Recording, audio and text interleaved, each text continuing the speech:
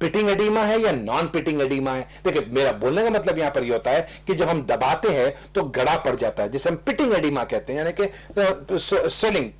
जी देखिए, तो वो पिटिंग है या नॉन पिटिंग है, कितने दिन से स्वेलिंग है और क्यों आ रही है, इसके कई वजूहत हो सकते हैं। अगर हमारा अगर अब पूरा तो सब्जेक्ट हम डिस्कस नहीं कर सकते, लेकिन मैं थोड़ा सा ब्रीफिंग में ये जरूर कह दूं कि इन्हें, ऐसे पेशेंट्स को ये जरूर करना चाहिए कि इन्हें अपना किडनी प्रोफाइल करवा लेना चाहिए, एक नंबर 1 चीज। और दूसरी चीज, इन्हें 2D एको अपना करवा लेना चाहिए हार्ट का, क्योंकि हार्ट की वजह से, यानी कि प्रोलॉन्ग बीपी, देखिए अगर इन्हें बीपी है ये मुझे तो नहीं मालूम है, लेकिन अगर प्रोलॉन्ग बीपी अगर है तो हार्ट पे इफेक्ट होता है। हार्ट पे इफेक्ट होने से डायस्टोलिक फंक्शन जो हार्ट की होती है, जो मारने की जो पंपिंग कैपेसिटी होती है या फिलिंग कैपेसिटी जो होती है, वो खराब हो जाती है, जिसे हम डायस्टोलिक डिसफंक्शन कहते हैं, जिसका भी एक वजूहात हो सकते हैं पैरों में स्वेलिंग आने के। जी, एक और कॉल। लेकिन मैं ये जरूर कह दूं कि आप कोई अपने अच्छे कोई वहां पर इंटर्निस्ट के पास जाएं, उन्हें दिखा लें, वो या कार्डियोलॉजिस्ट को आप दिखा लें, वो बेहतर आपको इस चीज में आपका बेहतर इलाज कर सकते हैं।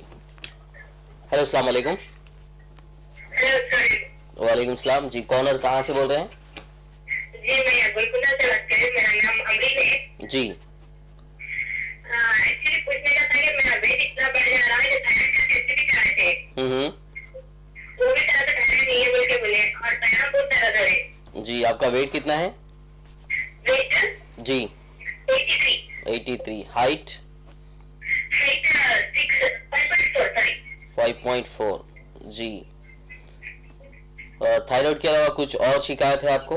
मतलब थायराइड तो नॉर्मल है।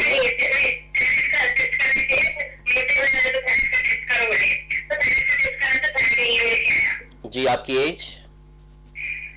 एज कितनी है आपकी? 26। जी, कुछ और? ठीक है, इंशाल्लाह। कॉल करने के लिए बहुत बहुत शुक्रिया, आप प्रोग्राम देखते रहिए। जी डॉक्टर साहब, वेट गेन। देखिए वेट गेन, जैसे मैंने बताया कि वेट गेन करने के रीजंस कई हो सकते हैं।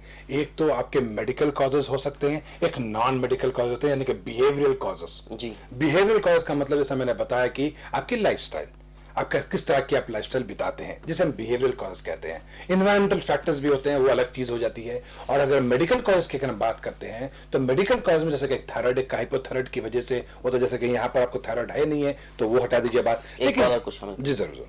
हेलो, अस्सलाम वालेकुम। वालेकुम सलाम जी। मैं आफरीन बोल रहा हूँ। आप अभी जैसा बोले कि दोनों पैरों में स्वेलिंग आ रही और दबाने पे गड़ा भी पड़ रहा जी, और उनको बीवी भी है, तो हम लोग आपके पास आके बता सकते सर? जी जी डॉक्टर साहब, आपकी क्लिनिक पे आके बता सकते? देखिए मैं बोल देता हूँ। जी, आप प्रोग्राम देखिए, डॉक्टर साहब बोल रहे हैं आपके जवाब। बीबी अस्सलाम वालेकुम। देखिए आप मैं तो हूँ कभी भी कोई भी चीज़ के लिए हेल्प करने के लिए। मैं ये नहीं कहूँगा कि मैं आप ना आए, मैं आपको आप जो भी मेरी वैल्यूबल सजेशंस आप ले सकते हैं, लेकिन मैं ये बेहतर ये समझूंगा कि आपका जो प्रॉपर ये जो ट्रीटमेंट कर सकते हैं वो है आपका कार्डियोलॉजिस्ट, यानी कि एक हार्ट का स्पेशलिस्ट है। तो उन्हें आप एक बार दिखा लीजिए। अगर उनसे बावजूद अगर मेरे पास आके आप कुछ सजेशंस लेना चाहती हैं या मेरे वैल्यूबल इनपुट लेना चाहती हैं तो आप बिल्कुल, या मोस्ट वेलकम, आप कभी भी आ सकती हैं। जी हाँ, बिल्कुल। शुगर और ओबेसिटी के ताल्लुक से तो आप डॉक्टर साहब से मिल ही सकती हैं, लेकिन दूसरे जो प्रॉब्लम्स हैं उसके लिए, जैसा कि डॉक्टर साहब ने कहा कि आपको कार्डियाक डॉक्टर से मिलना जरूरी है, तो बेहतर रहेगा कि आप उनसे भी मिलें, और डॉक्टर साहब से भी मिलना चाह रहे हैं तो एनी टाइम मोस्ट वेलकम। जी डॉक्टर साहब, गोलकुंडा से जो वेट गेन।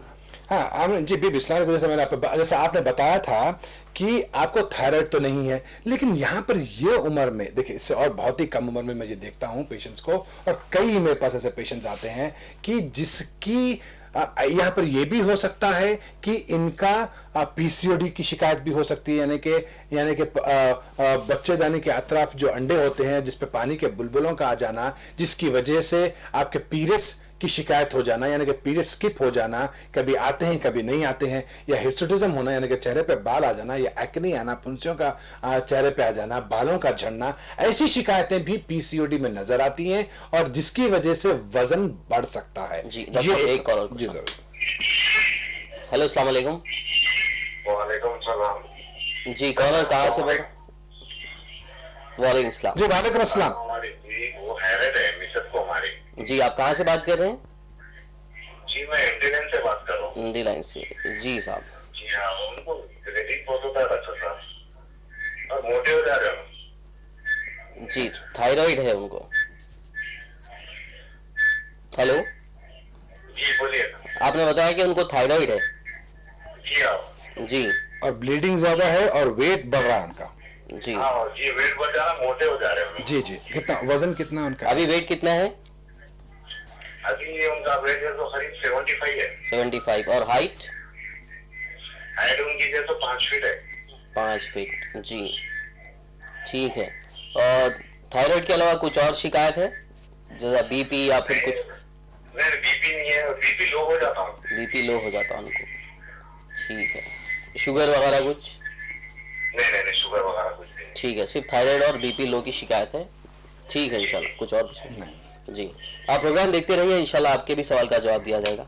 जी डॉक्टर साहब। हाँ, आमरीन जो कह रहे थे, तो जो इनकी शायद पीसीओडी की भी शिकायत हो सकती है, जिसपे उनका प्रॉब्लम वहां पर भी हो सकता है, या इनकी सेडेंटरी लाइफस्टाइल हो सकती है, या बाज़ वक्त जेनेटिक फैक्टर्स भी प्ले अदा करते हैं। लेकिन ये बात मैं व्यूअर्स को कह दूं कि जो भी अगर जेनेटिक फैक्टर जो अक्सर हमारे दिमाग में हम लेकर बैठ जाते हैं कि मोटापन हमारे फैमिली में है, जी। देखिए ये जो स्टेटमेंट होता है फैमिली में है, देखिए फैमिली में होने से ये मतलब नहीं है कि आप भी रखें उस चीज को। देखिए जैसा कि फॉर एग्जांपल डायबिटिक अगर फर्ज किसी के वालिद को डायबिटिक है या टाइप 2 डीएम है, तो उनके बच्चों में कितने परसेंट है चांसेस आने के?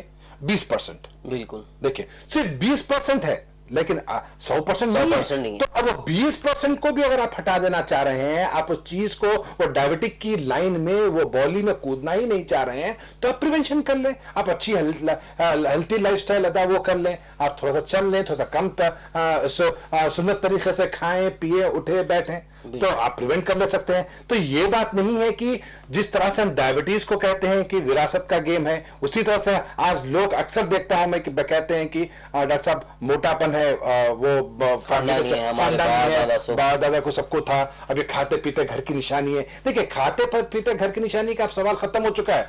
अब सवाल ये उठ चुका है कि जितने आप हेल्थी रहेंगे उतना आप अपने सर्वाइवल के लिए रहेंगे, आप प्रिवेंट करेंगे 10 और 1000 चीजों को, बीमारियों को आप मुब्तला नहीं होंगे। तो वो बहुत अहम है आपको यहां पर कि आप अपनी लाइफ को, अपनी हेल्थ को देख कॉन्शियस होना जरूरी है। और उसी तरह से मैं आमरीन को ये कह दूं कि अब जैसे क्योंकि इनका वजन होना 27 किलो वजन बढ़ के है इनका, क्योंकि इनका वजन होना चाहिए था 50 पे 6, लेकिन इनका वजन है 83 यानी कि 27 केजीज एक्सेस वेट है। तो मैं ये जरूर कहूंगा कि आप डाइट फॉलो करें, जैसे हम लोग हमेशा कहते आते रहते हैं। अगर आप मेरे शो देखते हैं तो अब तक तो आपको कई चीजें मालूम हो चुकी होंगी।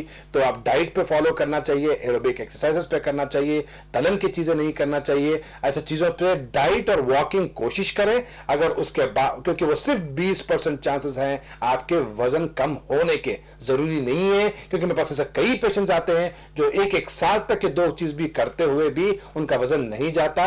जब नहीं जाता तो आपको मेडिकल सपोर्ट की जरूरत है। आप उस टाइम तक मत वेट करें, आप फौरन अपना ट्रीटमेंट करवा लें। और रही बात हमारे जो एमडी लेन से जो साहब फोन किए थे, जिन्होंने अपने अहलिया का बताया था कि जैसे हाइपोथायराइड है, एक्सेसिव ब्लीडिंग है और इंक्रीज्ड वेट हो रहा है। देखिए इनका अगर हम वजन देखते हैं तो इन्होंने बताया कि इनका वजन 75 केजी और हाइट इन्होंने बताई 5 फीट इन्होंने हाइट बताई, जिसकी वजह से उनका 5 फीट या 1 इंचेस कुछ 5 फीट उन्होंने बताई है। तो यानी कि वजन इनका होना चाहिए 48 केजी, लेस देन 48। तो इनका वजन है 75 यानी कि लगभग 27 to 28 केजीज एक्सेस वेट है। बहुत ही काफी ज्यादा वजन है। हम यहाँ पर बहुत ही इंपॉर्टेंट तवज्जो देना चाहिए। और रही बात, इसका बिल्कुल इलाज है मेरे पास, जैसा कि इन्होंने बताया कि एक्सेसिव ब्लीडिंग होती है और इसका भी मेरे पास इलाज होता है। लेकिन इसका इलाज ब्लीडिंग का जो इलाज होता है वो बिल्कुल मेरे जो फादर इन लॉ है वो ट्रीट करते हैं। लेकिन जब तक वजन की बात है या उनके बीपी की बात है या लो या डायबिटीज, वो उसका ट्रीटमेंट मैं करता हूं। तो इंशाल्लाह आप आ सकते हैं, क्योंकि मैं एमडी लेन में भी देखता हूं पेशेंट्स को हर मंगल के दिन, तो आप वहां पर दिखा सकते हैं। जी डॉक्टर साहब, जैसे कि हमारी बात हो रही थी डायबिटिक फूड की, आपने बताया कि रगों के काम ना करने की वजह से जो पैरों में प्रॉब्लम हो जाती है, तो अगर डायबिटिक फूड हो जाता है, क्योंकि प्रोग्राम का वक्त भी करीब आ गया है, तो ऐसे लोग जो कई लोगों को डॉक्टर्स बोल देते हैं कि आपका पैर काट देना पड़ेगा या आपका जो भी हिस्सा जितना भी डैमेज हुआ है वो काट देना पड़ेगा। क्या उसको बिना काटे बचाया जा सकता है? बिल्कुल, बहुत ही अच्छी बात पूछी मोहसिन साहब। ये तो टॉपिक हमारा अहम टॉपिक था जिस पर हम बात करना चाह रहे थे। देखिए, हमें ये देखना चाहिए क्योंकि जब मार्क पड़ जाता है तो पेशेंट को पता नहीं चलता है कि उसे मार्क कब पड़ गया, तो उसे एक डायबिटिक फुट अल्सर हो जाता है, एक अल्सर में तब्दील हो जाता है, सूखना बंद होता है, क्योंकि जब तक शुगर लेवल्स उसके हाई रहते हैं वो जख्म नहीं सूखता। तो एक चीज है मैं ये बता दूं, क्योंकि जख्म ना सूखने के लिए मेरे पास जो ट्रीटमेंट है इसका एक ओजोन थेरेपी बोलकर मेरे पास ट्रीटमेंट है, और मैंने कई पेशेंट्स के अल्हम्दुलिल्लाह उन्हें शिफा मिली है। कि होता यह है कि हम पैर काटने से बच जाते हैं।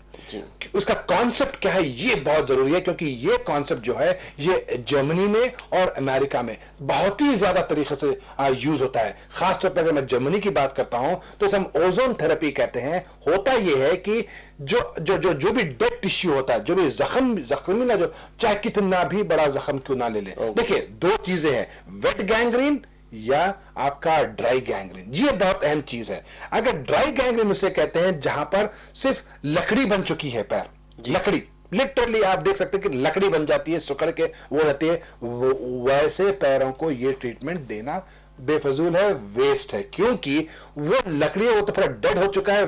ड्राई गैंग्रीन को हम कुछ नहीं कहते, लेकिन जो जिसमें पस निकलता है, जो कच्चा है, जो जिसमें कच्चापना है, जो अल्सर है, जो सूख नहीं रहा है, चाहे वो पैर का हो, चाहे वो बेड का सोर का हो, चाहे वो कहीं का भी अल्सर हो, ओजोन थेरेपी से होता यह है कि हम डायरेक्ट एक मशीन होती है, जो मशीन प्योर ऑक्सीजन बनाती है। प्योर ऑक्सीजन, क्योंकि वो ऑक्सीजन होता यह है कि हम वो ऑक्सीजन को डायरेक्टली उस फोड़े में या उस जख्म में या उस अल्सर में या उस डायबिटिक फुट में हम पहुंचा देते हैं।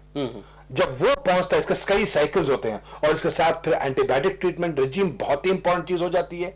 क्योंकि होता यह है कि यहाँ के खून के जो नलियां होती हैं, रगें भी खराब हो जाती हैं और खून के नलियां भी खराब हो जाती है, जिसे हम पेरिफेरल आर्टेरियल डिजीज कहते हैं, जिसे हम PAD शॉर्ट टर्म में कहते हैं।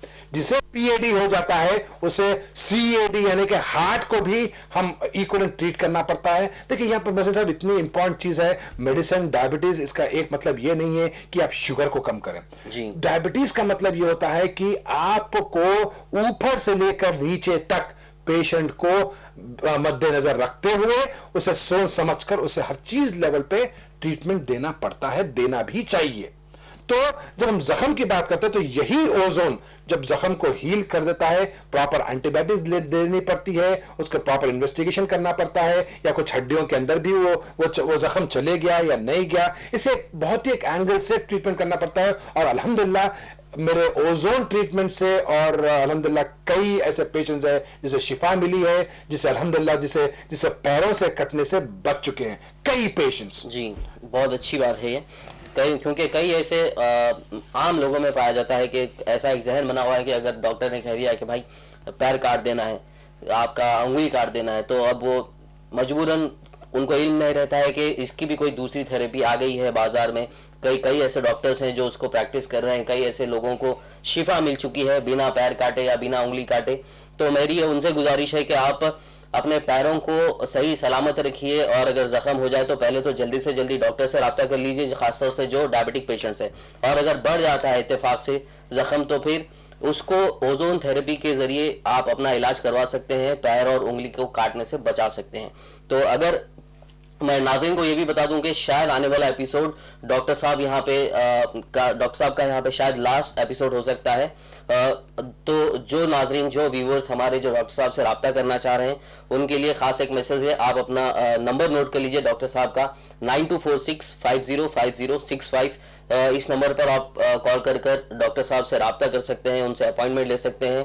डॉक्टर साहब शहर में 4 अलग अलग जगह पर टाइम देते हैं, बंजारा हिल्स, शालीवंडा, मल्लेपल्ली और टोली चौकी पर। उसके अलावा भी कई और बड़े बड़े हॉस्पिटल्स में भी आप टाइम देते हैं, लेकिन ये टाइम शाम में 4 बजे से 7 बजे तक, स्पेशली शालीवंडा, मल्लेपल्ली, विजयनगर कॉलोनी और टोली चौकी और बंजारा हिल्स, यहाँ पर देते हैं पेशेंट्स के लिए। तो आप अपॉइंटमेंट ले सकते हैं 9246505065 नंबर पर कॉल करके। डॉक्टर साहब, आपका भी बहुत बहुत शुक्रिया ओजोन थेरेपी के बारे में बोलने के लिए, नाज़रीन के साथ हमारे साथ शेयर करने के लिए। नाज़रीन, आपसे भी अगले हफ्ते मुलाकात होगी इसी प्रोग्राम में। तब तक के लिए देखते रहिए उर्दू टीवी। अल्लाह हाफिज।